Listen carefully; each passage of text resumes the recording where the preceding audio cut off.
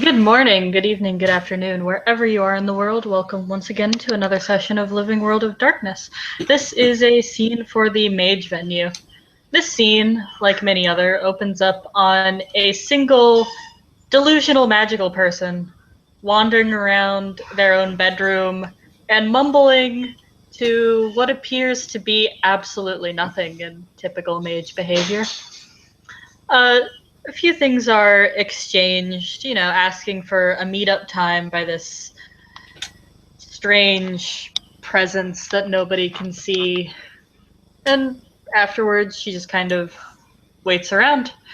Once she gets the go ahead that he's available to actually chat, she kind of looks around, mumbles again. Hey, so you there? I am. How do you want to do this? Like my place, your place, random coffee shop? Uh, do you think it will take very long? Nah, not really. I just have some like info dumping to do, really. I see. Do you have any mind shields? Yes. Do you mind dropping them for a moment? Sure. Tomi will sort of walk over to her makeup kit and start wiping the makeup off of her face. Once it's all gone, okay, they're down. As you're looking into the mirror after removing your makeup, there's a flash, and the mirror itself disappears, and you see yourself. The background of your bedroom, or where it is, it changes completely. The table in front of you is still the same as is the chair that you are sitting on, but there's a slight breeze then now that plays with your hair as you sit atop a tower.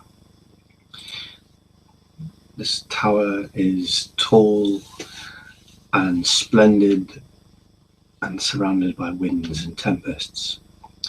Beneath it, you cannot see the ground at all. It seems to be obscured completely by the cloud cover. But even though that you're very high up, you still can draw breath without any problem. The wind doesn't bother you. There's no chill in the air that bites upon your skin. You're almost at the summit of this tower, a flat bowl-like shape, with yourself sitting on one side. Pillars that carry the tower up further from where you are. It's a pleasant, almost sunny day from where you're sitting, and you see the mirror center of this bowl-like design, surrounded by these pillars.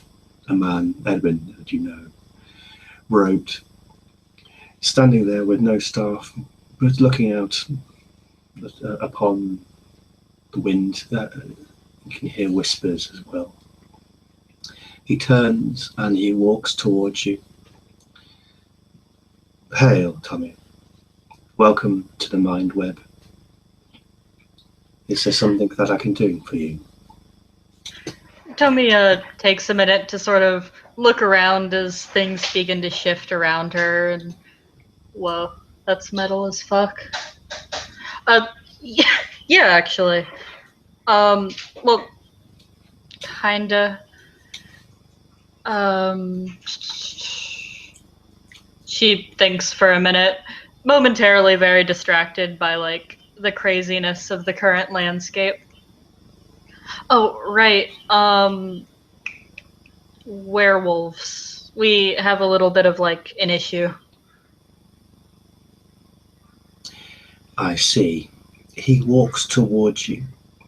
The uh, mirror and the table where your makeup was seems to disappear like into clouds and then sort of sink into the ground and sort of become like smoke that traces away and disappears. The seat that you're sitting on remains, but the cloud whistles around along with dust devils and makes a central table, small little table between the two. Apparatus for coffee appears along with two cups, spoons, and whatever necessary instruments are used to make a drink. A second chair opposite you appears out of clouds. Edwin approaches and sits in it. I think I might need to sit down for this one. He arches his fingers, placing his elbows on the table, and goes, "Go on." Whoa, that's cool. Thank you for the drink. She holds it up. So, um, they like to come to me when shit gets weird with our people.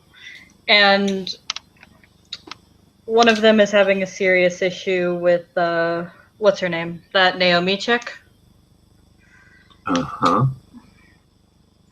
Apparently, a while back, she and a few others, actually, I was there, all entered this bar where a couple of the wolves were talking. And at some point after I had left, she did something that, like, really raised their hackles at her. They said she killed a spider just by touching it. I see. So, yeah, one of them came to me and said they would rather we solve the problem that is Naomi before they have to. It was kind of ultimatumy. Do you think this is going to threaten the balance of peace in the city if we do not act? Well, the way that I see it, she has her really tight-knit group, even if she's not that popular. If one of them, for whatever reason, fucks her up, and then one of her friends goes to defend her, then maybe more werewolves will go and start trying to defend their people. You get what I'm going for? Kind of snowballing the issue. Small stones that start an avalanche in the mountains, yes. Yeah. Right. So, like, I didn't want to barge in and fuck with her because I know she's more your group than mine. I see. Well, I suppose I can have a conversation, but I can imagine that the chat won't go very well. I know this person that you speak, and she doesn't seem to be compos mentis. No, she's much less than friendly. Okay. Well, I don't particularly wish to get involved in people's and the Magi's lives in this city, but if it's going to threaten all of us, it's something that I might have to be compelled to do. I guess I can talk to her somehow, or maybe I'll go and speak to her, the master of her chantry, and see what they can do. Yeah, that's definitely possible. I just figured it'd probably be best if you guys weren't blindsided. No, I appreciate that and bring it to my attention. So the werewolves were upset about the fact that she performed magic in a bar. Yeah, they seemed really, like, intense about it. It might have something to deal with the enemy that they face and them being all paranoid. But I don't know, I figure you know vaguely what those guys are like. They don't stop and ask questions. Hmm. I spoke to Mother Larissa, one of their sort of matriarchs a while ago, and she did mention something about wild weaver and worm. I dismissed it because it made no sense at the time, but they're quite passionate about their ideals, just as we are about ours. But yes, Right. they are also murder machines. So, okay, well. If I may be honest, it sounds like they're trying to cause a diplomatic incident by picking on something which is a minor issue. Maybe. The one that talked to me about it said that sometime soon I'm going to be getting a phone call from somebody more important than him. So I guess we're kind of stuck waiting to see what they actually have to say. Okay. I will have a conversation with the head of the ecstatic chantry then and see if we can come to some way of stopping this from happening. Okay, cool. If there's anything I can do to help, you know where to find me. No, I appreciate that. I mean, if there's a complaint to be had, I mean, I don't think the head of the ecstatics in the city will have any problems with you approaching her and having that conversation. And I can back you up if needs be. There's a rule of shade which we have to follow, so that's very clear on this kind of issue, especially if there's issues attached to it which will cause problem and conflict in the city. Yeah, sure thing. And I'll keep you updated with anything else that they say.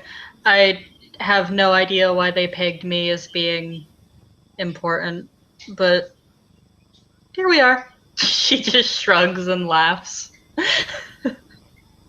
Oh, that's quite easy. You have a bigger tower than me. I don't know. My tower doesn't go all the way into the fucking clouds.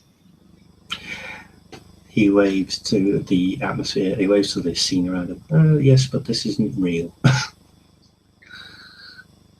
Well, then we can get into the argument as to what is and isn't real. And that could take up our whole night. It's real to us right now. That's true. But maybe because our perceptions are being changed to make it that way. But however, your tower is very, very solid. You have a bigger penis than me, it seems. I imagine that all the world believe that you're their leader, our leader. And so, Queen, my lady, your highness. Oh, God, no. How can this humble servant? He smiles. No, don't you put that evil on me, Ricky Bobby. He smiles and laughs a brief moment and then places his hand on his chest as if he was hurt. Me? I wouldn't do such a thing. Sarcastic little shit. She gives him like a playful punch on the shoulder. He sits back in his chair. I'm so sorry, Your Highness. He rubs his bruise. Like, I have offended thee.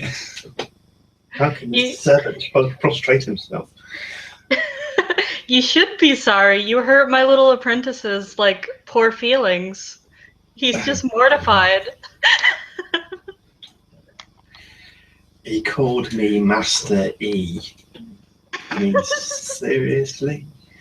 And then went on the diatribe about how he was interrupting my mojo or something like that. I mean, jeez. Oh, he's doing his best. He's not a bad kid, but he's silly. Yes, and this is why there was no punishment apart from having spirits bother him for about a month, which I took a kind of perverted pleasure in. In fact, no, that was fucking hilarious, dude. It did make me smirk a few times, especially some of the stories I heard from the spirits when they came back to report what he'd said and done. That was quite an entertaining evening.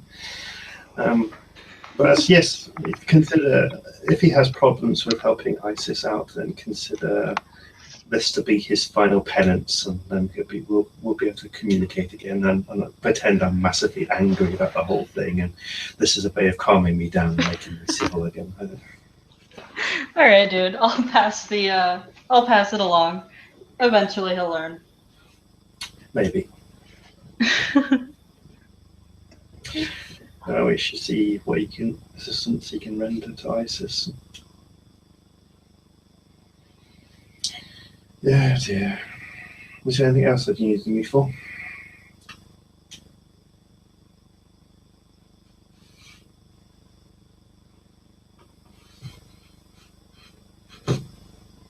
Meow.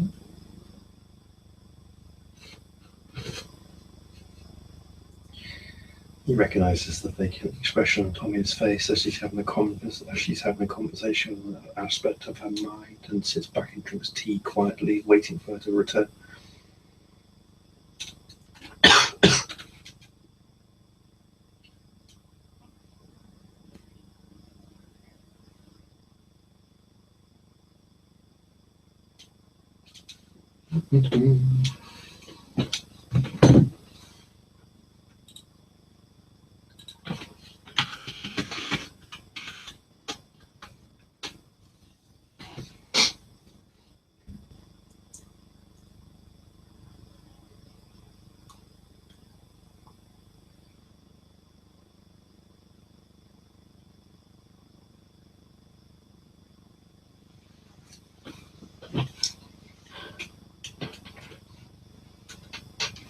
Sorry, Tomi's player's dad lost his WoW account information and she had to go recover it.